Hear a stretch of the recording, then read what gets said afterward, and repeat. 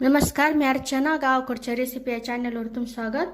आज मी तुम्हाला छान अशी चुनकोळ्याची भाजी दाखवणार आहे. टाकायची लाल मिरचीची पूड टाकायची,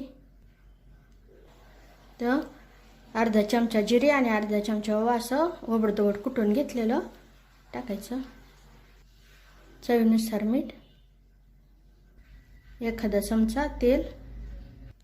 आता इथं थोडं थोडं पाणी घेऊन घट्टसर गोळा मळून घ्यायचा. गोळा मळून झालेला आहे. तर हाताला किंचितसं तेल लावायचं.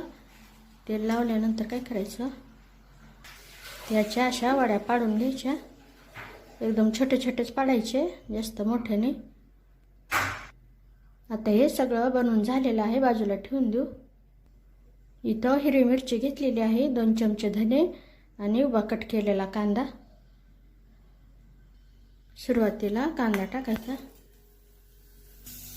तेल टाकायचं, गॅसच्या मोठी ठेवून कांदा वेलचिपाचा भाजून घ्यायचा.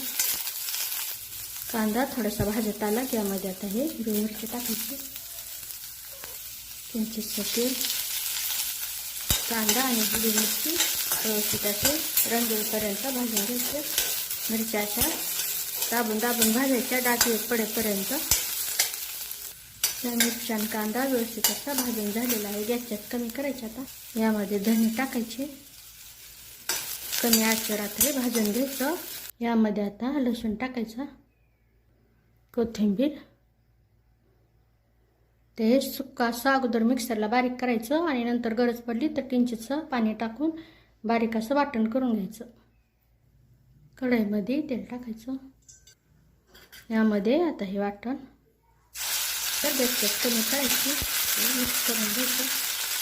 हळद टाकायची. ते इथं मी कांदा लसूण मसाला घेतलेला आहे, छान रंग येण्यासाठी. लाल मिरचीची पूड गॅसच्यात कमी ठेवून व्यवस्थित असं परतून घ्यायचं. आता गरजेनुसार पाणी टाकल्यानंतर गॅसच्याच वाढवलेली आहे. वड्यामध्ये मीठ टाकलेलंच आहे, पण रस्स्यासाठी मीठ. उकळी आलेली गॅसच्याच एकदम कमी करायची, मंदाच करायची. तर हे जे वड्या बनवून घेतलेल्या आहेत ते टाकून घेऊ आपण. वड्या टाकताना थोडंसं पसरून टाकायच्या. त्याला अजिबात हलवायचं नाही. तर मंद आचेवर 10 मिनिटासाठी झाकून ठेवून शिजून घ्यायचं.